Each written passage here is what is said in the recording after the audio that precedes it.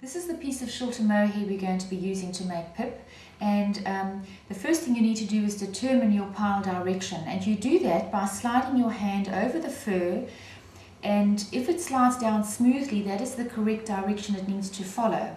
You will also see that the pile runs over the edge at the bottom of your fabric. If you slide your hand in the opposite direction, you'll see that it's fairly rough and not as smooth as going in the other way.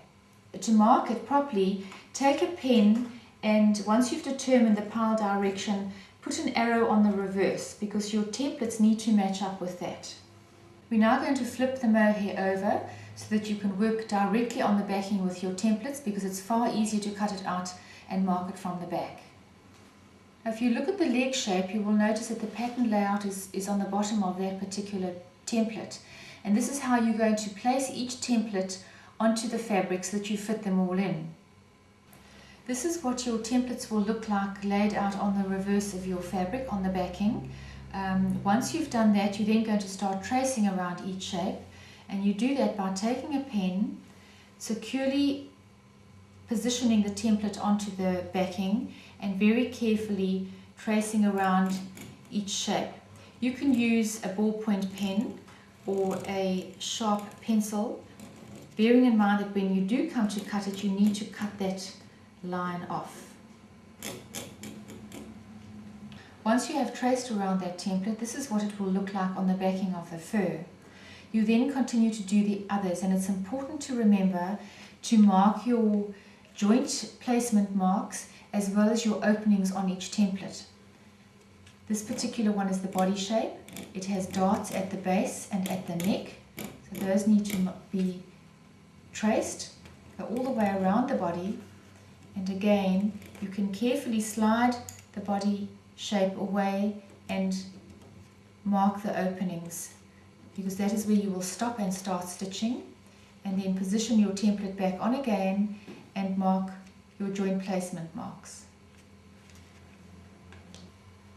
Now this is what your backing of the mohair will look like once you've traced all your shapes out. As you can see, the joint placement marks have clearly been indicated there on the body, on the legs and on the inner arms. I've also marked the openings, so in these sections where you see the two little lines, that is where you're eventually going to fill your bear, and that has to be left open on the body, the tops of the legs and the tops of the arms, as well as the base of the head. Once you've completed tracing all your shapes for your bear, you then need to trace the paw pads and the foot pads, and that will be done separately on your ultra suede. You can see these are the two foot pads and these are the two paw pads. Our next step is going to be to cut out our shapes. You need a pair of very sharp scissors, especially with sharp points, and with mohair you want to retain the pile and basically cut on the backing only. So what you do is you slide the bottom part of your scissor blade in between the pile of the mohair, and you're going to snip very carefully on the backing only, ensuring that you remove your pen line as you cut. And the reason you want to snip through the backing is that at the base of, for example, the head, the legs, the arm and the base of the body, you can see the fur extends beyond the edge, and that's what you want to try and retain.